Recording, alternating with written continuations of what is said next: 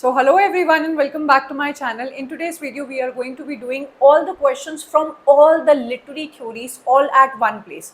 I can tell you that you are going to love this video because I have brought for you the questions in such a systematic manner from all the literary theories कि आपको आज के इस video के अंदर हर एक theory का crux हर एक थ्योरी की जो समरी बोलते हैं, जो आपको एग्जाम से पहले रिवाइज करने की नीड होती है या फिर कुछ चीज़ें जो आपको हर थ्योरी से पता होनी चाहिए, उसके बारे में आपको आज के इस एक ही वीडियो में मिल जाएगा। Today's video is very structured and आपको बहुत सारी नई चीज़ें जानने को हो सकता है मिले। So enjoy this video, let us start this video. First of all, if you are new to my channel, go and check out और ज्वाइन माय टेलीग्राम चैनल, क्योंकि यहाँ पर आपको डेली बेसिस पे बहुत सारी फ्री सर्विसेज मिल रही हैं जो आपके एग्जाम से पहले you must go and avail. इसमें आपको किसी भी चीज़ से कुछ भी पैसा नहीं पे करना है, just go and join and start enjoying all the free benefits that you get in this particular channel. Start करेंगे हम लोग अपना सबसे पहला क्वेश्चन देखेंगे जो कि है हम लोग का न्यू क्रिटिसिज्म थ्योरी से। Which of the following assumptions are true in the context of new criticism? In options में से जो आपको इतने सारे ऑप्शंस दिए हुए हैं, you have to find out, you have to read and you have to find out कि न्यू क्रिटिसिज्म के assumptions के हिसाब से कौन सा सबसे ट्रू बैठता है एंड करेक्ट बैठता है। नाउ क्योंकि मैंने यहाँ पे आंसर नहीं मार्क किए हैं, so stop the video, strike your answer and then only see the answer. हमारा आंसर यहाँ पे जो हम लोग को दिखाई देता है, I will explain each and every point for you. The new movement in literature popularized close reading of the text. By now हर बच्चे को क्लियरली ये बात मन में बसी होनी चाहिए कि न्यू क्रिटिसिज्म एक ऐसी थ्योरी हम लोग की निकल के आई थी जो आपके ऑथर के इंटेंशन, ऑथर की हिस्ट्री एंड ऑथर की बायोग्राफी से मतलब ना रख के it completely focused it's emphasis on the close reading of the text. इनका मायने था, इनका मतलब था कि शब्दों में, स्पेसिफिकली पोइट्री में जो लिखा हुआ है उसके शब्दों को पढ़ के ही हम लोग मतलब निकाल लेंगे। We should not be concerned about the author, we should not be concerned about the history and we should not be concerned about any third context जो आपके एक पर्टिकुलर काम से जोड़ के आता है। सो पहला पॉइंट आपका बिल्कुल ठीक है। मैंने जो इंपॉर्टेंट पॉइंट्स है उसको हाईलाइट भी किया है ताकि अगर इसको देखने के बाद कोई अपने शॉर्ट नोट्स बनाना चाहे वो भी बना सकता है कि new criticism emphasises on the close analysis of the text. Second point, the leading critics of new criticism are Allen Tate, Robert Penn Warren, R P. Blackmur and Kenneth Burke. ये जो आपका टर्म है, ये जो आपका पूरा स्टेटमेंट है वो पार्टली करेक्ट है, इसीलिए मैं यहाँ पे इस पर्टिकुलर पॉइंट के थ्रू आपको बताना चाहूँगी कि डियर स्टूडेंट्स, एग्जाम में आपको बहुत सारे ऐसे ऑप्शंस देखने को मिलेंगे जिसमें 4-5 आपके ऑप्शन सही हो गए एंड हो सकता है एक पॉइंट से आपकी सहमति नहीं बैठ रही हो कि यार इसको तो मैंने न्यू क्रिटिसिज्म के अंदर नहीं पढ़ा था। केनेथ बर्ग आपके जो राइटर हैं वो एक रिटोरिशियन है, वो रिटोरिक्स के ऊपर बहुत ज़्यादा स्टडी करते हैं। रिटोरिक्स वो इंसान होता है जो शब्दों के फेरबदल एंड शब्दों से किस तरीके से किसी को बोल सकते हैं कि मंत्रमुग्ध किया जाता है, उसके बारे में, इस बारे में बात करते हैं। तो बेसिकली हम लोग इनको मान सकते हैं कि ये न्यू क्रिटिक तो नहीं है लेकिन close analysis of the text और द वर्डिंग्स करते हैं, इसीलिए इनको यहाँ पे डाल दिया है एंड ये हमारा सही पॉइंट बैठ जाएगा। The third point is the critical approach tends to discredit. एक होता है किसी को क्रेडिट देना, एक होता है डिसक्रेडिट, कि ये लोग historical, social and political context of literature को बिल्कुल भी क्रेडिट देने का काम नहीं करते थे एंड ये बात हम लोग ने ऑलरेडी समझ ली है। इस क्वेश्चन को जिस बच्चे ने समझ लिया उसको न्यू क्रिटिसिज्म का पूरा क्रक्स मिल जाएगा, उसको पता चल जाएगा कि न्यू क्रिटिसिज्म क्या बात करने की कोशिश करता था। आई होप आपको समझ में आ गया होगा। क्वेश्चन नंबर सेकंड आता है आपका रशियन फॉर्मलिज्म वाली थ्योरी से, जो एग्जैक्टली आपके न्यू क्रिटिसिज्म के बाद आती है। ये वाली थ्योरी आपसे पूछती है, which of the following theoretical movements claim that the device is the only hero of the literature? New criticism and Russian formalism में बच्चों को बहुत ज़्यादा कन्फ्यूजन रहता है। मैं आपका ये कन्फ्यूजन यहीं पे ही दूर करना चाहूँगी कि आपका both new criticism and Russian formalism बात करते हैं आपके टेक्स्ट की अथॉरिटी एंड टेक्स्ट में जो लिखा हुआ है उसके मीनिंग को ही ये लोग सबसे ज़्यादा एम्फसाइज करते हुए दिखाई देंगे। ये आपके जो दोनों विचारधारा या मूवमेंट्स निकल निकल के आए थे, थ्योरीज निकल के आई थी, वो आपके ओल्ड टाइप के क्रिटिसिज्म को बिल्कुल पूरी तरीके से रिजेक्ट करती है एंड उनके किसी भी तरीके को फॉलो नहीं करती है, सब्जेक्टिविटी को बिल्कुल भी पसंद नहीं करती है, ऑब्जेक्टिविटी के बारे में बात करती है। अब इन दोनों के बीच में जो बेसिक डिफरेंस है जो आपको याद रखना चाहिए कि आपका new criticism form plus content के ऊपर अपना पूरा पूरा ध्यान लगाता है, लेकिन रशियन फॉर्मलिज्म का कोई भी कंटेंट से लेना देना नहीं है। फॉर्म माने कि आपकी एक पर्टिकुलर पोएट्री के अंदर जो शब्द लिखे हैं एंड स्पेसिफिकली जो फिगरेटिव यूज ऑफ लैंग्वेजेस की गई है उस पे इनका सबसे ज्यादा ध्यान था। They will talk about metaphor, metonymy, there are so many kinds of ambiguity in the particular poem, then they are also going to talk about defamiliarisation, foregrounding, मतलब कि आपके फॉर्मलिज्म की थ्योरी के अंदर literary devices of the poetry के बहुत ज्यादा emphasis है, वेयर एज आपके न्यू क्रिटिसिज्म सिर्फ और सिर्फ आपके लिटरेरी डिवाइसेस को इंपॉर्टेंस ना देके थोड़ा मीनिंग से भी मतलब रखते हैं कि हम लोग एक पर्टिकुलर शब्द को अगर पढ़ रहे हैं तो उसके मीनिंग का भी तो बहुत बड़ा एक रोल बनता है। So new criticism is going to be following your form plus content, whereas Russian formalism is पूरी तरीके से focused upon your literary devices. Hence इनकी थ्योरी के अंदर लिटरेरी डिवाइसेस को क्या बोला जाता है? The hero of your literature. ठीक है, आगे बढ़ेंगे हम लोग। आई होप आपको समझ में आया होगा। इन लिटरेरी स्टडीज स्ट्रक्चरलिज्म प्रमोट्स, आ गए हैं हम लोग अपनी थर्ड थ्योरी के अंदर जिसमें है हम लोग का स्ट्रक्चरलिज्म। क्वेश्चन को देखने आप लोग इस क्वेश्चन को पढ़िए, अपना आंसर स्ट्राइक करिए। मैं आपको कुछ पॉइंट्स बताना चाहूंगी कि स्ट्रक्चरलिज्म आपकी एक ऐसी थ्योरी है जो फिक्स्ड आइडेंटिटीज के बारे में बात करती है, जो बाइनरी ऑपोजिशंस के बारे में बात करती है एंड स्पेसिफिकली जो लिटरेचर या फिर आपकी लैंग्वेज या फिर आपकी भाषा को एक सिस्टम की तरह देखती है as your system of signifier and signified. इनकी दुनिया में, स्ट्रक्चरलिज्म की दुनिया में आपका एक पर्टिकुलर जो साइन है, एक पर्टिकुलर जो चिन्ह है, वो किसी एक ही पर्टिकुलर चीज को सिग्निफाई करता है एंड उसके जो मायने हैं वो उसी पर्टिकुलर सिस्टम के अंदर आपके प्रॉपर बैठते हैं। फॉर एग्जांपल मैं अगर ये बात बोलूं कि आप सब लोग ने चेस खेला होगा एंड चेस के बारे में आप लोग जानते होंगे कि चेस की जो चालें होती हैं उसमें घोड़ा कोई मतलब घोड़ा या हाथी होता है, उसमें कोई ढाई चाल चल रहा है, कोई तिरछा चल रहा है। ये जो आपका बने हुए रूल्स है, आप खुद बताइए कि क्या ये चेस के ही अंदर काम करते हैं या फिर असल जीवन में भी आपका घोड़ा या हाथी ढाई चाल चल के रुक जाता है? आप कहेंगे ऑफ कोर्स मैम कि ये जो रूल्स हैं वो उसी सिस्टम के अंदर काम करते हैं। हेंस आपके स्ट्रक्चरलिस्ट कहते हैं कि nothing can be seen in isolation. अगर आपको किसी चीज को समझना है तो आपको उसका signifier and signified, that means उसकी फिक्स्ड आइडेंटिटीज को अच्छे से समझना पड़ेगा। और इसीलिए ये लोग कहते हैं कि आपका जो स्ट्रक्चरलिज्म है वो प्रमोट करता है कि literature is one signifying practice among others. आप जो भी अपनी नॉवल में पढ़ रहे हो, आप जो भी अपने प्लेस में पढ़ रहे हो, उसके दायरे के अंदर आपको चीजें जो पढ़ाई जा रही हैं वही आपकी रियलिटी है एंड उससे अलग आपको कुछ भी नहीं समझना है। ठीक है, unstable structures of systems of signification यहाँ पे बात की गई है। ये पॉइंट मैं आपको क्यों एम्फसाइज करा रही हूँ, क्योंकि ये पॉइंट बिल्कुल भी सही नहीं बैठता है स्ट्रक्चरलिज्म के अकॉर्डिंग। ये किसके अकॉर्डिंग सही बैठता है? पोस्ट स्ट्रक्चरलिस्ट के अकॉर्डिंग। मैंने आपको स्ट्रक्चरलिज्म में बताया कि वहां पे ये लोग बात करेंगे फिक्स्ड आइडेंटिटीज के बारे में। ये लोग देखेंगे कि मेरे सिस्टम के अंदर सिग्निफायर एंड सिग्निफाइड का जो मीनिंग निकलता है वही सही है। इसी बात का विरोध करने के लिए आ जाती है आपकी चौथी थ्योरी जिसका नाम है पोस्ट स्ट्रक्चरलिज्म, जिसको हम लोग डीकंस्ट्रक्शन के नाम से भी जानते हैं। Something that has been constructed as fixed, उसको डीकंस्ट्रक्ट, उसको तोड़ने के बारे में बात करते हैं। एंड पोस्ट स्ट्रक्चरलिस्ट थ्योरी आपके हर स्ट्रक्चरलिज्म के पॉइंट ऑफ व्यू को चैलेंज करती है एंड अटैक करती है कि भाई आप लोग की जो थिंकिंग है वो पूरी तरीके से गलत है। क्योंकि अगर आप लोग कहते हो कि भाई लाल रंग का मतलब सिर्फ और सिर्फ होता है ट्रैफिक सिग्नल पर स्टॉप हो जाना, रुक जाना, तो उसी लाल रंग का मतलब हम लोग वैलेंटाइंस डे वाले दिन क्यों इतना प्यार के नाम से बनाते हैं? उसी लाल रंग को अगर खून या एम्बुलेंस के कॉन्टेक्स्ट में आप देख लेते हो तो उससे लोग डर जाते हैं। दैट मीन्स कि एक पर्टिकुलर सिग्निफाइड के सिग्निफायर के मल्टीपल सिग्निफायर्स हो सकते हैं एंड हेंस आपके पोस्ट स्ट्रक्चरलिस्ट बात करते हैं unstable meanings, multiplicity and fluidity of the meaning के बारे में आपको पोस्ट स्ट्रक्चरलिस्ट बात करते हुए दिखाई देंगे। आइए हम लोग एक बार क्वेश्चन को देखते हैं कि यहाँ पर क्या लिखा हुआ है। असर्शन एंड रीजन टाइप का आपका ये क्वेश्चन है। Assertion says post structuralism is unthinkable without structuralism, कि आप पोस्ट स्ट्रक्चरलिज्म के बारे में सोच भी नहीं सकते हो विदाउट थिंकिंग ऑफ स्ट्रक्चरलिज्म। तो ये बात बिल्कुल भी सही है, क्योंकि अगर आपको किसी चीज का विरोध करना है तो उसके ही पॉइंट ऑफ व्यू को तो लेके आपको उसका विरोध करना है। तो ये जो आपके लिए स्टेटमेंट है वो ट्रू बन जाता है। हम लोग अब रीजन को देखेंगे।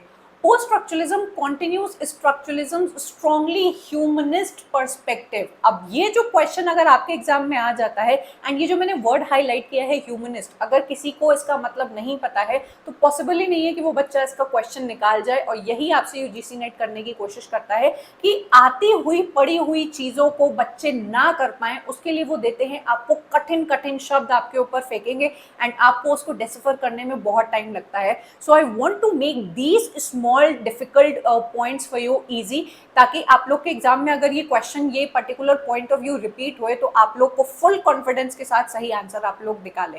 ह्यूमनिस्ट पर्सपेक्टिव का मतलब होता है तर्क से किसी चीज को देखना, रीजन से किसी चीज को देखना, फिक्स्ड आइडेंटिटीज में किसी चीज को ना देखना। तो देखो यहाँ पे लिखा हुआ है कि स्ट्रक्चरलिज्म स्ट्रांगली प्रपोज करता है या फिर मानता है ह्यूमनिस्ट पर्सपेक्टिव को। तो भाई आधा स्टेटमेंट ही पढ़ के मुझे पता लग गया कि ऐसा बिल्कुल भी नहीं है, क्योंकि मैंने आपको पिछले ही क्वेश्चन में बहुत ही अच्छे से समझाया कि स्ट्रक्चरलिज्म तर्क पे तो चलता ही नहीं है, उसके हिसाब से फिक्स्ड आइडेंटिटीज है, बाइनरी ऑपोजिशंस है, वो तर्क पे और रीजन पे और ह्यूमनिस्ट एटीट्यूड पे तो चलेगा ही नहीं। तो आधा ही स्टेटमेंट आपका रॉन्ग हो जाएगा, पर मैं आपके लिए पूरा स्टेटमेंट पढ़ूंगी। And it closely follows structuralism in its believe that language is not the key to our understanding of ourselves and the world. यहाँ पे आपको बताया गया है कि पोस्ट स्ट्रक्चरलिज्म जो है वो पूरी तरीके से सहमत है आपके स्ट्रक्चरलिस्ट पॉइंट ऑफ व्यू से कि language is one signifying practice, और उसी के अंदर आप कम्युनिकेशन को देख सकते हो। तो ये ऑप्शन बिल्कुल गलत हो जाएगा, और इसी की वजह से आपका जो पहला स्टेटमेंट है वो करेक्ट है एंड जो दूसरा स्टेटमेंट है वो इनकरेक्ट है। आई होप आप लोग को बहुत मजा आ रही होगी इस तरीके से। I did not see over the internet की इतनी डीप क्वेश्चंस को कोई ले आके आपको पढ़ाए। तो अगर आपको ऑलरेडी अच्छा लग रहा है and you are feeling confident after receiving this videos, please अपना फीडबैक छोड़ के जाना। I am already receiving such love from you all people in terms of your comments. मेरे टेलीग्राम पर you people are sending your feedback, मेरे paid courses पे you are sending your feedback. I really am thankful for all the each and every word that you have written for me and for my content. आप इसी तरीके से अपना प्यार देते रहेंगे, मैं आपको इससे भी अच्छा कॉन्टेंट देती चली जाऊंगी। क्वेश्चन नंबर 5 को हम लोग देखेंगे।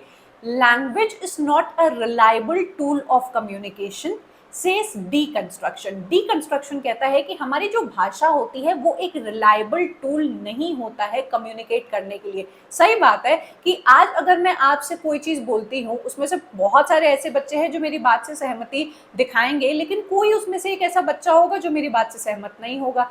तो इसका मतलब कि लैंग्वेज अपने आप में, भाषा अपने आप में एम्बिगुअस होती है, उसमें तर्क वितर्क करने की क्षमता होती है कि हो सकता है कि मैं जो बोल रही हूँ वो दूसरे के हिसाब से उसका वो पॉइंट ऑफ व्यू ना हो और वो उस बात से सहमति ना दिखाए। तो लैंग्वेज आपका जो टूल होता है वो डीकंस्ट्रक्शन थ्योरी के अकॉर्डिंग एक रिलायबल टूल नहीं होता है, ठीक है, but argues in favor of the theory of sign as a self-sufficient union of signifier and signified। भाई आपके पहला जो आधा स्टेटमेंट था वो बिल्कुल सही था कि डीकंस्ट्रक्शन आपकी जो लैंग्वेज को, माने कि भाषा को, एक रिलायबल टूल नहीं मानता है। आधा स्टेटमेंट ट्रू है। इसी चीज के चंगुल में फंस जाते हैं बच्चे कि हाँ हाँ ऊपर ऊपर तो ठीक लिखा हुआ है, आगे भी ठीक ही लिखा होगा। तो ये गलती अपने एग्जाम में मत करना, इत्मीनान से पूरा स्टेटमेंट पढ़ना, क्योंकि एक ही स्टेटमेंट के अंदर आपको आधा ट्रू देंगे एंड आधा फॉल्स दे देंगे।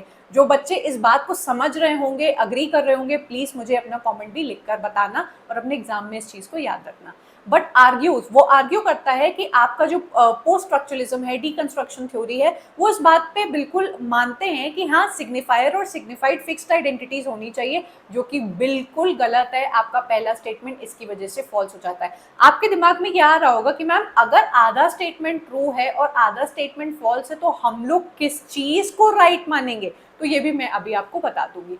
Deconstruction claims that language is non referential. आपकी डीकंस्ट्रक्शन जो थ्योरी है वो मानती है कि जो भाषा है वो नॉन रेफरेंशियल है, आप उससे किसी भी चीज का कॉन्टेक्स्ट मत निकालने की कोशिश करें। Since it refers to neither the things in our world not to our concepts of things but only a play of signifiers. मैंने आपको पहले भी कुछ कीवर्ड्स हमेशा देने की कोशिश की है कि जहां पे structuralism fixed play of signifier and signified के बारे में बात करता है, वहीं पे आपका जो डीकंस्ट्रक्शन थ्योरी है वो multiplicity, fluidity, unstable meanings and multiple play of signifiers के बारे में बात करता है, जिससे आपका सेकंड स्टेटमेंट करेक्ट बन जाता है पर आपका पहला स्टेटमेंट फॉल्स मतलब कि इनकरेक्ट हो जाता है। इससे आपको ये चीज समझ में आई कि आप उस पूरे स्टेटमेंट का ओवरऑल मीनिंग निकालेंगे एंड आपको फॉल्स की तरफ जाना है, ट्रू की तरफ नहीं, क्योंकि आपसे यूजीसी नेट ये तर्क पेश करेगा कि नहीं आधा स्टेटमेंट तो ट्रू था, आपका आधा स्टेटमेंट तो फॉल्स था, तो फॉल्स को आपको क्लिक करना है। ठीक है, ये छोटी छोटी चीजें बेटा आपको क्वेश्चंस लगाकर ही पता लगता है। अगर आप सिर्फ और सिर्फ पढ़ते चले जाओगे, सिर्फ कंटेंट कंज्यूम करते चले जाओगे, तो आपको ये छोटी छोटी चीजें नहीं पता चलेगी। अगर if you are already feeling good कि भाई सेग्रीगेटेड क्वेश्चंस लगा के मुझे आ रहा है मजा, तो आप हमारी पीवाईक्यू टेस्ट सीरीज को जरूर से ट्राई करिए। एंड अगर आप यहाँ पे सेग्रीगेटेड क्वेश्चंस के सामने इस बटन को क्लिक करते हैं तो आपके सामने सारी थ्योरीज खुल जाएंगी। अब ये आपका डिसीजन होगा कि इसमें से मुझे सिर्फ और सिर्फ मार्क्सिज्म के क्वेश्चंस लगाने हैं, तो वो भी आपको यहाँ करने का ऑप्शन है। मुझे सिर्फ डीकंस्ट्रक्शंस के क्वेश्चंस लगाने हैं, वो भी आपके लिए यहाँ पे ऑप्शन है, जो कि आप कर सकते हैं। ठीक है, अगले क्वेश्चन को देखेंगे, जिसकी वजह से हम लोग के सामने आ जाती है अगली थ्योरी, जो कि है पोस्ट मॉडर्न थ्योरी। एसर्शन हम लोग से कहता है कि postmodern narratives focus on the indeterminate and unstable nature of textuality and subjectivity. By now आप लोग इस शब्द का मतलब समझ गए होंगे। ध्यान देना कि मैं जानबूझकर इन सारे शब्दों को हाईलाइट कर रही हूँ, क्योंकि एग्जाम से पहले अगर मैं आपको कठिन शब्दों को हाईलाइट करके आपके दिमाग में फिट कर दूंगी, तो आपके अगर एग्जाम में ये चीज रिपीट होगी, you are going to be feeling very very confident and आप थैंकफुल फील करोगे। तो आप इनडिटर्मिनेट जो शब्द लिखा हुआ है उसको समझने की कोशिश करना। बचपन में हम लोग नाउन पढ़ा करते थे, संज्ञा पढ़ा करते थे, निश्चयवाचक, अनिश्चयवाचक संज्ञा पढ़ा करते थे, जिसमें निश्चयवाचक में हम लोगों को कुछ निश्चित नंबर मिलता था कि 5 किलो आलू। अनिश्चयवाचक हो जाएगा कि यहाँ पर कुछ आलू पड़े हैं, आपको एग्जैक्ट नंबर नहीं पता है। तो indeterminate is that particular thing जो आप जहाँ पे फिक्स्ड चीज के बारे में बात नहीं कर सकते हो। पोस्ट मॉडर्न थ्योरी जो मॉडर्निज्म को के बाद आती है एंड हम लोग को ये दिखाने की कोशिश करती है कि यहाँ पे आपकी स्टेबिलिटी ऑफ द मीनिंग है ही नहीं। पोस्ट मॉडर्निज्म के अंदर मीनिंग जो है वो स्केप्टिकल बन गए हैं। एक जो टेक्स्ट है वो दूसरे टेक्स्ट से किसी ना किसी तरीके से आपका रेफरेंशियल है, कॉन्टेक्स्ट में आ जाता है। दैट मीन्स कि किसी भी एक टेक्स्ट का एक फाइनल मीनिंग आपको नहीं देखने को मिलता है। तो postmodern narratives focus on indeterminate and unstable nature of textuality and subjectivity, जो कि एक ट्रू स्टेटमेंट है। Postmodern narrative acts regard narratives and characters as tentative representations of identity and reality। tentative word को पकड़ना, जब आप लोग की एक फाइनल आंसर की या फिर आपकी फाइनल एडमिट कार्ड नहीं आता है, तो एक टेंटेटिव लोग बताने की कोशिश करते हैं। जैसे वोटिंग वगैरह होती है ना, तो ऐसा किया जाता है कि हमारे देश में ये पर्टिकुलर जो पार्टी है वो इतने वोटों से जीत सकती है। अभी प्रॉपर आपको एक फाइनल आंसर नहीं मिला होता है, तो जो टेंटेटिव होती है, जो चीज आपकी अभी टेम्पररी है, उसको हम लोग कहते हैं टेंटेटिव। तो पोस्ट मॉडर्न थ्योरी भी बेटा आपकी यही चीज कहने की कोशिश करती है, unstable meaning and tentative meanings के बारे में बात करती है, और इसी वजह से आपका both statement A and R true हो जाता है और आर उसका करेक्ट एक्सप्लेनेशन है। आई होप आपको मजा आ रही होगी। एक रोलर कोस्टर राइड की तरह हम लोग एक एक थ्योरी को देख रहे हैं। इसी तरीके से आपके एग्जाम में भी क्वेश्चंस आते हैं जहाँ पे आपने एक पल पे एक थ्योरी देखी, दूसरे पल पे दूसरी थ्योरी देखी। तो आई होप आप लोग को अच्छा लग रहा होगा तो प्लीज लाइक कर देना एंड अपना कमेंट छोड़ना मत भूलना। Which of the following psychoanalyst rewrote Descartes dictum, I think therefore I am, and I am not where I think, and I think where I am not। ये बिल्कुल ईशान अवस्थी वाला case हो गया है। अगर आप लोग ने तारे ज़मीन पर मूवी देखी है, तो जब उसका हिंदी वाला टीचर कहता है कि भैया इस पर्टिकुलर जो पोइट्री है उसका आप लोग वर्णन करो, तो ईशान अवस्थी कहता है कि जो दिखता है वो होता नहीं, जो होता है वो दिखता नहीं, और उसको उसके पास पड़ती है बड़ी मार। तो यहाँ पे आपका क्वेश्चन जो साइको एनालिसिस थ्योरी है आपकी, जो आप सब लोग को पता होगी, Sigmund Freud, Jacques Lacan and आपके हेरोल्ड ब्लूम की थ्योरी, ब्लूम्स टैक्सोनॉमी, सॉरी वो पेपर 1 का पार्ट हो जाता है। यहाँ पे हम लोग के डिफरेंट ब्लूम आ जाते हैं। ठीक है, तो यहाँ पे साइको एनालिसिस थ्योरी बात करती है अबाउट द अनकॉन्शियस माइंड। मैं आपको थोड़ा सा समझाना चाहूंगी कि जितनी भी आपकी थ्योरीज हैं वो बात करती हैं about the consciousness of the mind, मतलब कि I think therefore I am. मैं यहाँ पर आपके सामने हूँ क्योंकि मैं सोच सकती हूँ, मेरी कॉन्शियसनेस मेरे साथ है, मैं इसीलिए यहाँ पर आपके सामने प्रेजेंट हूँ। What ever I am speaking on behalf of my complete consciousness, जिसको हम लोग बोलते हैं। मैं बिल्कुल हर चीज होशो हवास में कह रही हूँ। आप अगर साइको एनालिटिकल थ्योरी पढ़ेंगे तो वहां पे आपके साइको एनालिस्ट जितने भी थे, फ्रूड हो गए, लाका हो गए, वो बताते हैं या एम्फसाइज करते हैं ऑन द अनकॉन्शियस माइंड। इसीलिए यहाँ पर आपको दिखाई देगा कि रेने डिस्कार्टस नाम का आपका एक फ्रेंच फिलोसोफर था, उसने कहा मैं सोच सकता हूँ इसीलिए मैं हूँ। इसी बात को आपके जो जैक लाका है रीफ्रेज करते हैं कि हम सोच सकते हैं इसीलिए हम लोग नहीं है, हम लोग हैं क्योंकि हम लोग उस पर्टिकुलर पॉइंट ऑफ व्यू से आते हैं जो आप सोच भी नहीं सकते हैं। आप इस चीज की डेप्थ में मत जाइए, मैं आपको बस इतना बताने की कोशिश कर रही हूँ। हालांकि मैंने इस पूरी थ्योरी को बहुत ही डिटेल में अपने कोर्स के अंदर पढ़ा रखा है। अगर आपको इंटरेस्ट हो पढ़ने में तो आप जरूर से उसको जाकर पढ़िए, आपको बहुत अच्छा लगेगा एंड कोई कंफ्यूजन बचेगा नहीं। अनकॉन्शियस माइंड जो हम लोग के माइंड के अंदर की अधूरी इच्छाएं, जो चीजें हम लोग को अपनी पर्सनालिटीज में डेली बेसिस पे दिखाई देती है, वो सब कुछ जज होता है on the basis of unconscious mind. ये बात आपके लाका एंड आपके सिगमंड फ्रॉइड ने प्रूव कर रखा है इसको, ठीक है। तो इसका आंसर है जैक लाका। अगला क्वेश्चन हम लोग देखेंगे।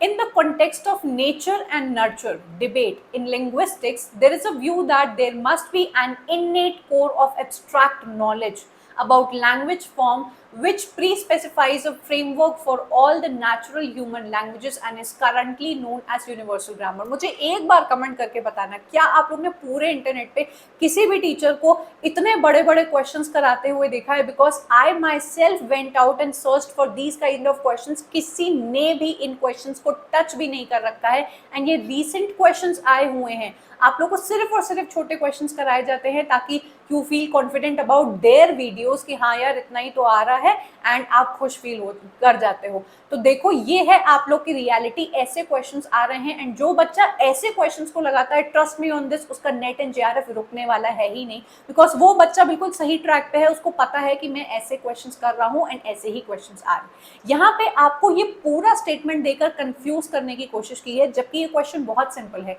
Among the following who is the linguist proposing this views. अगर आपको पूरा स्टेटमेंट नहीं समझ में आया एंड आपने सिर्फ इतना पढ़ रखा है कि आपके यूनिवर्सल ग्रामर का जो कॉन्टेक्स्ट है वो नोआम चॉम्स्की ने देके रखा है, तो आपके लिए ये स्टेटमेंट बहुत ज्यादा आसान था, ये क्वेश्चन आपके लिए बहुत ज्यादा आसान था। इस क्वेश्चन में आपको कुछ चीज बताने की कोशिश की गई है जो मैं आपको बहुत ही मतलब छोटे में, बहुत ही कम एंड आसान शब्दों में बताना चाहूंगी कि आपकी लिंग्विस्टिक्स या भाषा विज्ञान के अंदर ये एक डिबेट चलता रहता है between the nativist and the behaviourist, जहां पे जो नेटिविस्ट होते हैं वो कहने की कोशिश करते हैं कि एक बच्चे को आप ग्रामर नहीं भी सिखाओगे तब भी उसके दिमाग में एक यूनिवर्सल ग्रामर, एक लैंग्वेज एक्विजिशन डिवाइस उसके दिमाग में एज अ चिप फीड है उसके दिमाग में कि वो अपने आप ही ग्रामर को ग्रास्प कर लेता है। वहीं दूसरी तरफ आपके जो बिहेवियरिस्ट होते हैं वो कहते हैं कि भैया ये फालतू की बकवास मेरे साथ करना मत। बिहेवियरिस्ट का कहने का मतलब है कि आपका जो बच्चा होता है उसको जब तक आप डेली बेसिस पे गाना गा गा के ABCD ना सिखाओ, उसको जब तक लैंग्वेज के जो रूल्स हैं वो ना सिखाओ, उसको डेली डेली प्रोनाउंसिएशन बार बार बोल बोल के ना सिखाओ, रीइंफोर्स ना करो, तो वो बच्चा नहीं सीखने वाला है। लेकिन आपके नेटिविस्ट माने कि आपके नोआम चॉम्स्की, आपके बिहेवियरिस्ट, आपके BF स्किनर से लड़ाई करते हैं और कहते हैं ऐसा कुछ नहीं है। ये पूरी डिबेट है और इसके ऊपर भी मैंने वीडियो बना रखी है, आप चाहो तो जरूर से देखो। तो आपका आंसर बन जाएगा नोआम चॉम्स्की। ऑल्सो मैंने इसी चैनल पर नोआम चॉम्स्की पे फुल वीडियो बनाकर रखी है, इन्होंने कौन कौन सी थ्योरीज दी थी, कौन कौन से टर्म्स दिए थे, तो वो भी आप लोग जरूर से जाकर देख लेना, वो फ्री है आप लोग के लिए। Which of the following statements are true about reader response criticism? मैं आपको बता दूं पहले से ही कि आपकी न्यू क्रिटिसिज्म थ्योरी जो हम लोग ने अभी बिल्कुल स्टार्टिंग में पढ़ी थी, मैंने आपको ऑलरेडी बताया कि ये लोग टेक्स्ट की ऑटोनॉमी के ऊपर और टेक्स्ट की इंडिपेंडेंस के ऊपर बहुत ज़्यादा एम्फसाइज करते हैं। ये कहते हैं कि टेक्स्ट अपने आप में इतना ज़्यादा समर्थ होता है कि उसको किसी के मीनिंग की नीड नहीं है अपने आप को डेसिफर कराने के लिए। रीडर रिस्पॉन्स थ्योरी बिल्कुल कट्टर दुश्मन है आपकी न्यू क्रिटिसिज्म थ्योरी की। एंड यहाँ पे ये लोग जिस तरीके से ऑटोनॉमी दे देते हैं अपने टेक्स्ट को कि इनको किसी की ज़रूरत नहीं है अपने टेक्स्ट में जो लिखा हुआ है उसका मीनिंग डिसिफर करने के लिए, वहीं रीडर रिस्पॉन्स थ्योरी रीडर को अपना भगवान मानता है। ये लोग कहते हैं भाई ऑथर को तो दोनों ही नहीं मानते हैं, ऑथर की तो भाई इन लोग ने कोई इज्जत ही नहीं छोड़ी है कि ना आपकी न्यू क्रिटिसिज्म थ्योरी ना आपकी रीडर रिस्पॉन्स थ्योरी ऑथर को तो बिल्कुल भी कुछ समझती ही नहीं है। आपके रीडर रिस्पॉन्स थ्योरी के बंदे कहते हैं कि जब तक हमारा रीडर, जब तक हमारी ऑडियंस एक वर्क को नहीं पढ़ के इंटरप्रेट करती है तो उस आपके टेक्स्ट की क्या औकात, क्योंकि हम ही लोग तो मतलब निकालते हैं भाई। एक पॉइंट ऑफ व्यू से आप इसको देखने की कोशिश करिए कि अगर ऑडियंस ही नहीं होगी, ऑडियंस ही आपके वर्क को, आपके वीडियो को देखने नहीं आएगी तो आपका काम कितना भी अच्छा हो आप उसका क्या ही कर लोगे। So reader response theory talks about the supremacy of the readers. And यहाँ पे आपसे क्वेश्चन पूछा गया है कि इन स्टेटमेंट्स में से आपको बताना है कि कौन सा ट्रू स्टेटमेंट बैठेगा। तो आप अपने हिसाब से अपने आंसर को क्लिक करिए, मैं आपको आंसर यहाँ पर दिखा देती हूँ। It challenges the notion that the meaning is located within the text. ये लोग चैलेंज करते हैं इस नोशन को कि सारा मतलब आपके टेक्स्ट में ही नहीं होता है। तो आपकी ये जो चीज है वो बिल्कुल सही बैठ गई। It refutes that the author is the originator. Refute करते हैं भैया, लड़ाई करते हैं कि ऑथर ही ओरिजिनेटर नहीं होता है आपके टेक्स्ट का, तो ये बिल्कुल सही बैठ जाएगा। It sees the reader as the source of the meaning. ये लोग देखते हैं आपकी रीडर को, आपकी जनता जनार्दन को, आपकी ऑडियंस को कि ये होते हैं वो एक्चुअल पीपल जिनकी वजह से मतलब इंटरप्रेट किया जा सकता है किसी भी सिंगल टेक्स्ट का, और यही मतलब है आपकी रीडर रिस्पॉन्स थ्योरी का। ठीक है, मैं आपके लिए बाकी स्टेटमेंट भी पढ़ूंगी। It treats the text as self sufficient. ये पॉइंट बिल्कुल सही नहीं बैठता है। अगर ऊपर बोला जाता कि न्यू क्रिटिसिज्म थ्योरी के बारे में क्या सच बैठता है तो ये वाला पॉइंट बिल्कुल सही बैठता, क्योंकि मैंने आपको दिखाया ना कि आपके न्यू क्रिटिक्स टेक्स्ट को ही भगवान मानते हैं। वो कहते हैं कि टेक्स्ट अपने आप में बिल्कुल काबिल है और सफिशिएंट है। It appreciates the text as historical. History की तो यहाँ पे बात नहीं की है, वो आपकी न्यू हिस्टोरिसिज्म थ्योरी में आ जाता है। ठीक है, आ जाते हैं हम लोग अपनी दूसरी थ्योरी के ऊपर। आप लोग को आई होप अच्छा लग रहा होगा। मुझे प्लीज एक बार कमेंट करके बताना जरूर से कि ये जो इतने सारे थ्योरीज एक के बाद एक आपके सामने आती जा रही हैं आपको अच्छी लग रही हैं या नहीं। Which two of the following statements are appreciable in feminist theory या feminist criticism। हम लोग आ चुके हैं फेमिनिज्म थ्योरी के ऊपर। एंड मैं आपको एक चीज पे आपका ध्यान घसीटना चाहूंगी कि ध्यान से देखो, यहाँ पे लिखा हुआ है feminist criticism. Do not complicate या do not misinterpret feminism for your feminist criticism. ध्यान देना, फेमिनिज्म आपकी थ्योरी अलग है एंड फेमिनिस्ट क्रिटिसिज्म आपकी अलग चीज है।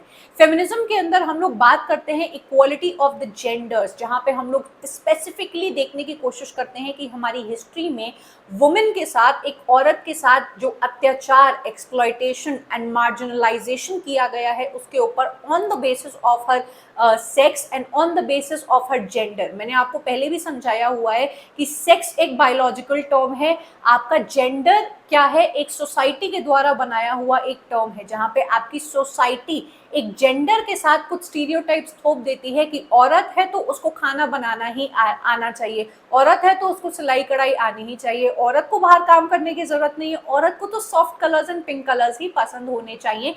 एंड औरत एक बहुत ही सबमिसिव काइंड ऑफ औरत, मतलब एक आपकी मेन आइडेंटिटी होनी चाहिए जिसको अपने मेल के सामने, जी हाँ, या फिर अपनी पेट्रियार्कल सोसाइटी के एम्बिशंस के सामने अपनी सोसाइटी अपनी जो इच्छाओं का कत्ल करना बनता है। ठीक है, फेमिनिज्म के अंदर आ जाती हैं आपकी 4 वेव्स ऑफ फेमिनिज्म। फेमिनिज्म के अंदर आपकी इन 4 वेव्स के अंदर ही बताया गया है कि किस तरीके से reproductive rights, property rights and आपके सेक्सुअल राइट्स के बारे में बात की है आपकी विमेन ने।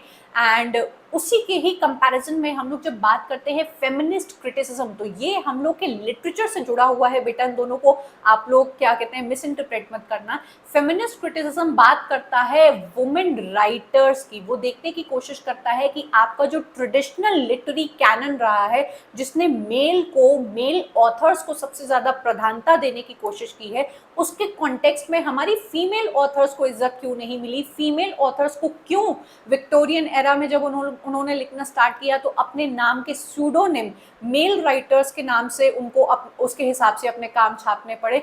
क्यों फीमेल राइटर्स अगर अपने नाम से अपने काम को छापती तो उनके काम को देखने वाला कोई नहीं था। तो फेमिनिस्ट क्रिटिसिज्म और फेमिनिज्म दोनों में ही डिफरेंस है। मैंने इस चीज को बहुत ही ब्यूटीफुली अपने कोर्स में संभाल के समझा के रखा है, आप चाहो तो उसको देख सकते हो। अब हम लोग समझेंगे इस क्वेश्चन को। आई होप आपसे तुरंत ये क्वेश्चन बनने वाला है। Which two of the following statements are appreciable to feminist criticism. तो आपका आंसर आप यहाँ पर देख सकते हैं कि पहला रेस्यूपरेट। बहुत सारे बच्चों को इस शब्द का मतलब नहीं पता होगा एंड यहीं पे उनसे हो जाएगी गड़बड़।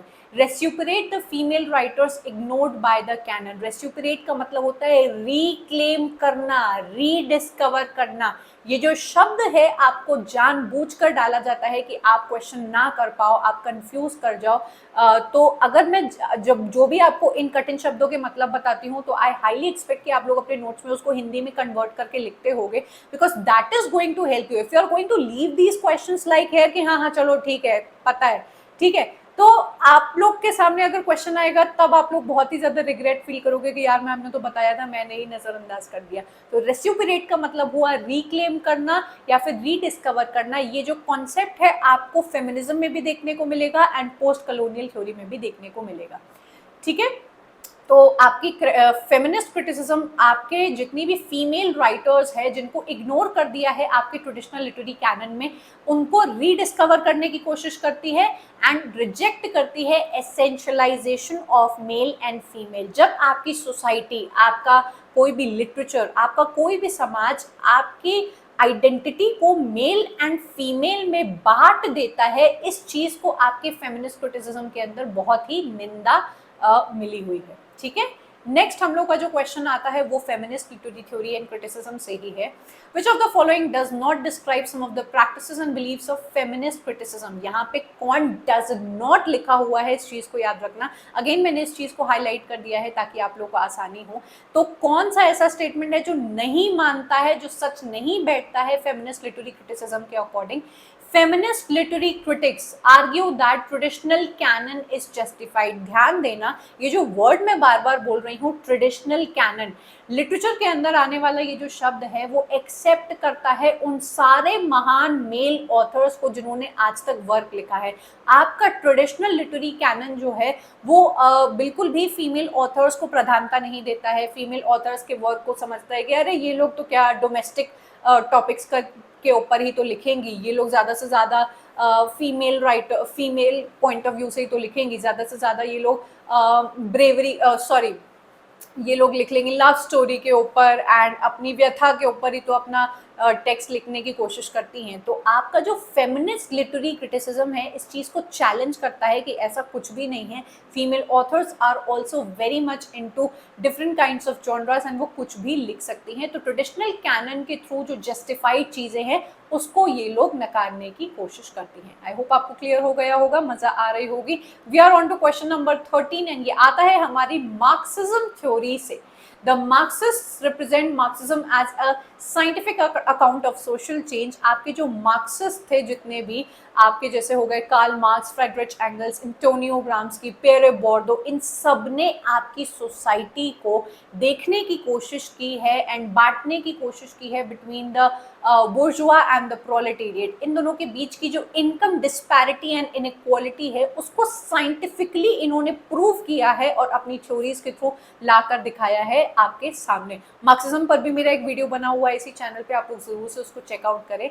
The Marxist ideology believes that culture is a mirror of social life and the artist is an engineer of the human soul educating the working classes. आपके जो वर्किंग क्लासेस है, मतलब आप इसको ऐसे पॉइंट ऑफ व्यू से देखो कि जैसे आप लोग बच्चे हो, बहुत सारी आपको सच्चाई नहीं पता है हमारे इस लिटरेचर के अंदर जो मोनोपोली चलती है, जो सिस्टम चलता है, उसको मैंने ब्रेक करने की यहाँ पे कोशिश की है। So I over here will act as an artist, I will act as an engineer of the society for all those students जो लोग सच देखना चाहते हैं, जिन तक सच नहीं पहुंचाया जाता है कि ऐसे टाइप के क्वेश्चंस एंड इस तरीके से आपके क्वेश्चंस पूछे जा रहे हैं।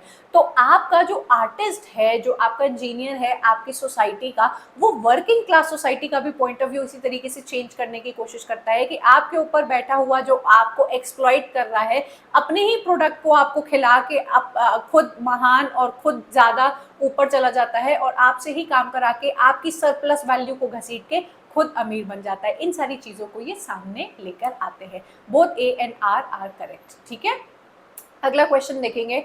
To which of the following theories new historicism is indebted. आ गए हैं हम लोग अपनी अगली थ्योरी पे जिसका नाम है न्यू हिस्टोरिसिज्म। एंड मैं आपको पहले बता दूं कि न्यू हिस्टोरिसिज्म एक ऐसी थ्योरी है जो टेक्स्ट को देखती है पूरा तरीके से कॉन्टेक्स्ट के बेसिस पे। हम लोग ने न्यू क्रिटिसिज्म में देखा ना कि वो लोग किसी भी तरीके की कॉन्टेक्स्ट, किसी भी तरीके की बायोग्राफी या हिस्ट्री से मतलब नहीं लगते हैं। न्यू हिस्टोरिसिज्म कहता है कि तुम क्या बात कर रहे हो कि अगर मैं शेक्सपियर का वर्क पढूं तो ये कैसे पॉसिबल है कि मैं ये देखने की कोशिश ना करूं कि उस टाइम की पॉलिटिकल कंडीशंस क्या थी, उस टाइम पे कौन राजा बना था, उस टाइम पे किस तरीके से रानी जो बनी थी उसने रेनेसां को फ्लरिश करने की कोशिश की थी, जिसकी वजह से दूर दूर से आर्किटेक्चर, स्कल्पचर, लिटरेचर हमारा आगे बढ़ रहा था, नए नए देश को डिस्कवर किया गया था उसी टाइम पे। उस चीज का इफेक्ट मेरे टेक्स्ट पे कैसे नहीं पड़ेगा, मैं कैसे कॉन्टेक्स्ट को ना देखूं। तो आपकी जो न्यू हिस्टोरिसिस थ्योरी है, आपसे पूछा गया है कि किसकी कर्जदार है, किसके साथ उसकी मतलब मिलती है, मिली है उसकी। तो ये आंसर है आपका ए एंड सी, जो कि है आपका मार्क्सिज्म। एंड तीसरा है आपकी रीडर रिस्पॉन्स थ्योरी। आप लोग थोड़ा सा अजीब फील करोगे कि रीडर रिस्पॉन्स थ्योरी कैसे, क्योंकि रीडर रिस्पॉन्स थ्योरी में हम लोग ने देखा ना कि रीडर का जो मत है, रीडर का जो पॉइंट ऑफ व्यू है वो इम्पोर्टेंट है उनके लिए। यहाँ पे यही चीज आपकी न्यू हिस्टोरिसिज्म भी कहने की कोशिश करती है कि हिस्ट्री प्लस योर रीडर, ये दोनों बहुत बड़ा इंपॉर्टेंस प्ले करते हैं एक टेक्स्ट के इंटरप्रिटेशन पे। और यही चीज आपके मार्क्सिज्म में भी देखी जाती है कि कोई भी टेक्स्ट आप उठा के देखोगे तो आपके मार्क्सिस्ट लिटरेरी थ्योरिस्ट किसी भी टेक्स्ट की पॉलिटिकल, सोशल एंड बाकी रेफरेंसेस को नजरअंदाज नहीं करते हैं, उसको बहुत ज्यादा इंपॉर्टेंट मानते हैं। एंड ये इसी वजह से ट्रू बैठ जाता है। ठीक है, मजा आ रही होगी तो मुझे जरूर से कमेंट करके बताना कि मैम आज की वीडियो में तो हम लोग को मजा ही आ गई। ठीक है, क्वेश्चन नंबर 15 हम लोग देखते हैं। न्यू हिस्टोरिसिज्म क्रिटिसिज्म से ही पूछा गया है कि which of the following would not be invoked to describe the new historicist criticism.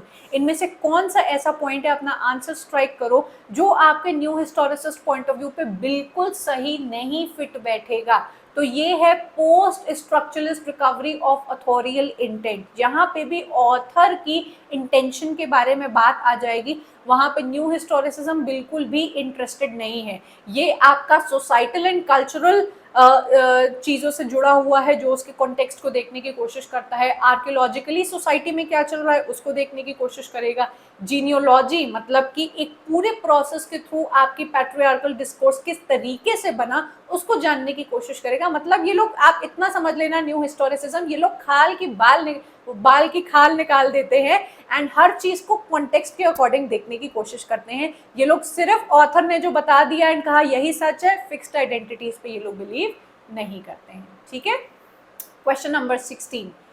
Human bodies, like those of other living organism, are only sexed from a particular narrow perspective। ये जो question है आपका आता है queer theory से। जितनी भी theories है आप लोग ने देखा, कई सारी थ्योरीज हम लोग कर रही हैं। ये स्टेटमेंट कहता है कि आपके ह्यूमंस के शरीर को सिर्फ मेल और फीमेल में, मतलब उनके सेक्स के आधार पर डिवाइड कर देना एंड उसके अकॉर्डिंग उस इंसान की आइडेंटिटीज एंड उसकी कैपेबिलिटीज को जज करना एक बहुत ही नैरो पर्सपेक्टिव है। ठीक है, तो ये स्टेटमेंट बिल्कुल ट्रू बैठेगा। Most of the reproductions that we undertake in our lifetimes has nothing to do with sex। ये जो स्टेटमेंट है इतना ज़्यादा कंफ्यूजिंग है क्योंकि हम लोग सेक्स को देखते हैं कि रिप्रोड्यूस करना। सेक्स का मतलब ये होता है कि you are reproducing a child for the society, लेकिन यहाँ पे रिप्रोडक्शन का मतलब बायोलॉजिकल रिप्रोडक्शन ना होके आपके जीवन में, रोजमर्रा के जीवन में जो एक्टिविटीज आप करते हो, आप वीडियोस बनाते हो, आप पढ़ाई करते हो, आप प्रेजेंटेशन बनाते हो, आप खाना बनाते हो, आप आइडिया सोचते हो कि आगे मुझे अपने चैनल के लिए क्या करना है, या आप लोग सोचते हो कि नेट को क्लियर करने के बाद मुझे ये चीजें करनी है। कोई इंसान सोचता है कि मुझे स्टार्टअप स्टार्ट करना है, कोई इंसान सोचता है कि मुझे ये करना है। ये सब भी रिप्रोडक्टिव आइडियाज हैं। आप जन्म देते हो डिफरेंट आइडियाज को। आप खुद बताइए कि जब एक दिमाग इन आइडियाज को जन्म दे रहा है, क्या वहां पे मायने रखता है कि आप मेल हो या फीमेल हो? बिल्कुल भी नहीं। तो क्यूअर थ्योरीज कहती है कि जो इस पूरे समाज ने आपके परफॉर्मेटिविटी को बहुत ही ट्रांससेक्सुअलिटी के थ्रू दिखाने की कोशिश की है, ये बहुत ही गलत चीज़ है। एक टर्म था which I am forgetting, hyper, I just write it over here, मैं भूल रही हूँ, मैंने इस थ्योरी में पढ़ा रखा है, उस चीज़ का ये लोग विरोध करते हुए दिखाई देते हैं। So both statement 1 and statement 2 are true. ठीक है, क्वेश्चन नंबर 17 पे आ जाते हैं हम लोग, जो कि पोस्ट कॉलोनियल हमारी आखिरी थ्योरी है। ये बहुत इंपॉर्टेंट है, रिसेंट एग्जाम्स में पोस्ट कॉलोनियल थ्योरी से आपको बहुत सारे क्वेश्चंस देखने को मिले थे। यहाँ पे पूछा गया है कि पोस्ट कॉलोनियल क्रिटिसिज्म के अकॉर्डिंग कौन सी चीज़ें सही बैठती हैं। ध्यान से देख लेना, मैंने जो शब्द हाईलाइट कर रखे हैं वो आपके लिए इतने इंपॉर्टेंट है कि जो बच्चा उसको समझ गया वो बहुत ही अच्छे नंबर्स के साथ भैया नेट क्लियर करेगा, क्योंकि यही क्वेश्चंस बच्चों को जेआरएफ करने से रोकते हैं, क्योंकि उनको क्वेश्चन नहीं समझ में आते हैं। आइए हम लोग इसका आंसर देखें। It rejects the claims of universalism made in the canonical western literature. हमारे देश में जो आए थे ब्रिटिशर्स रूल करने, अपनी कॉलोनीज बना दी उन लोगों ने, एंड कहा कि हमारा जो वेस्टर्न ट्रेडिशन है, जो यूरोसेंट्रिसिज्म है, अपने मैनर्स, अपना खान पान, अपना बात करने का तरीका, अपनी भाषा को ये लोग बताते हैं एज स्टैंडर्ड, तुम्हें उसको फॉलो करना चाहिए। Post colonial literature, post colonial writers इसी यूनिवर्सल एटीट्यूड को इनके रिजेक्ट करते हैं। तो पहला पॉइंट मैंने आपको बता दिया, it foregrounds the questions of cultural difference and diversity as represented in literary text. आपको पूरा स्टेटमेंट समझ में आ सकता है, लेकिन ये जो फोरग्राउंड शब्द है ना, वो बच्चों को बिल्कुल ही क्लीन बोल्ड कर देगा। फोरग्राउंडिंग जो शब्द है आता है आपकी रशियन फॉर्मलिज्म की थ्योरी के अंदर से, जहां पे वो लोग बताते थे कि अगर आपको किसी टेक्स्ट को स्पेसिफिकली हाईलाइट करना है तो उस चीज को हम लोग कहते हैं फोरग्राउंडिंग। तो यहाँ पे ये लोग फोरग्राउंड मतलब हाईलाइट करने की कोशिश कर रहे हैं उन क्वेश्चंस को जहाँ पे कल्चरल डिफरेंसेस की बात की जा रही है, कि हम लोग, इंडिया जो हमारा देश है उसमें कल्चरल डाइवर्सिटी है, उसमें कई सारी बोल सकते हैं कि भाषाएं हैं, कल्चर्स हैं, हम लोग उसी के साथ कंटिन्यू होना चाहेंगे, हम लोग आपके यूनिवर्सल एटीट्यूड्स को नहीं पसंद करते हैं। ठीक है, it celebrates the hybridity and cultural polyvalency. मैंने जो पॉइंट बोला कि हम लोग का India is rich in cultural hybridity, is rich in polyvalency, we have so many languages, we have so many customs, we have so many religions. मतलब हम लोग इस चीज को बोल सकते हैं कि सेलिब्रेट करते हैं, एंड इसी चीज को आगे दिखाने की कोशिश की है आपके पोस्ट कॉलोनियलिज्म के अंदर। It resists any attempt at homogenisation based on the race, class and nationality. उनका ये कहना था कि सबको एक जैसा हो जाना चाहिए, किसी भी तरीके से आप लोग अपनी जो अलग अलग आइडेंटिटीज़ हैं उसको आप लोग कैरी फॉरवर्ड ना करें। आप लोग जो अपनी अलग अलग वेशभूषा पहनते हैं, अलग अलग जो लैंग्वेजेस यूज़ करते हैं, उसको आप लोग बिल्कुल होमोजीनियस बना दीजिए। तो इस चीज़ को रेजिस्ट करने की कोशिश की है पोस्ट कॉलोनियल थ्योरी में। आखिरी क्वेश्चन हम लोग आज के इस वीडियो का आपके सामने है कि पोस्ट कॉलोनियल थ्योरी के अंदर कौन से वो 2 जर्नल्स हैं जिसके अंदर पोस्ट कॉलोनियल लिटरेचर को पब्लिश कराया जाता था। तो ये तो बेटा फैक्चुअल टाइप ऑफ क्वेश्चन है, इसमें आप दिमाग नहीं लगा सकते। ए कुना पीपी एंड आपके इंटरवेंशंस, मैंने पूरी लिस्ट बनाकर बच्चों को अपने पेड कोर्सेज में प्रोवाइड कर रखी है कि हर थ्योरी से कौन कौन से जर्नल्स, कौन कौन से पब्लिकेशंस जुड़े हुए हैं, जिससे आपका यूजीसी नेट क्वेश्चन पूछता है। न्यू क्रिटिसिज्म से भी पूछा हुआ है एंड और भी थ्योरी से पूछा हुआ है। आप चाहो तो मेरे कोर्स को जरूर से अवेल कर सकते हो। और इसी के साथ खत्म होता है हमारा आज का वीडियो। मुझे तो बहुत मजा आया आपको एक ही वीडियो के अंदर सारी थ्योरीज पढ़ा के आपको इनके और क्वेश्चंस दिए। तो कुछ भी नहीं थे, 18 क्वेश्चंस थे ये, जिसमें आपको आई होप मजा आया होगा। लिटरेरी थ्योरी के अलग से सेग्रीगेटेड 450 क्वेश्चंस एक ही जगह पर आपको मिल जाएंगे 10-10, 15-15 के फॉर्मेट में। आप चाहो तो उसको जरूर से जाकर देखो। मेरी वेबसाइट पर आप मेरे लिटरेरी थ्योरी के कोर्स को और मेरे बाकी कोर्सेज को भी चेकआउट करें। आप डिसअपॉइंटेड नहीं होंगे, इसकी मैं आपको फुल गारंटी देती हूँ। बहुत ही आसान भाषा में मैं जैसे यूट्यूब पर पढ़ाती हूँ, मैं वहाँ पर भी पढ़ाती हूँ, और आपकी लिटरेचर की जर्नी को मैं हर दिन आसान बनाने की कोशिश करती हूँ। भूलना मत, मेरे टेलीग्राम को ज्वाइन जरूर से कर लेना। सभी चीज़ों के लिंक आपको डिस्क्रिप्शन में मिल जाएंगे। अगर आपको किसी भी तरीके की कन्फ्यूजन हो तो मैंने जो आपको नंबर प्रोवाइड करके रखा है वो भी आप लोग उस पर मैसेज कर सकते हो, 9598878895। इस पे अगर आप मुझे मैसेज करोगे तो आपकी मदद की जाएगी, आपको लिंक्स प्रोवाइड किए जाएंगे। मुझे अपना कमेंट जरूर से भेजना कि आपको वीडियो कैसा लगा एंड नेक्स्ट कौन सा वीडियो आप लोग देखना चाहोगे। I am going to take your leave, hoping you love the video, and I am going to meet you up next in yet another video. Up till then, bye and take care.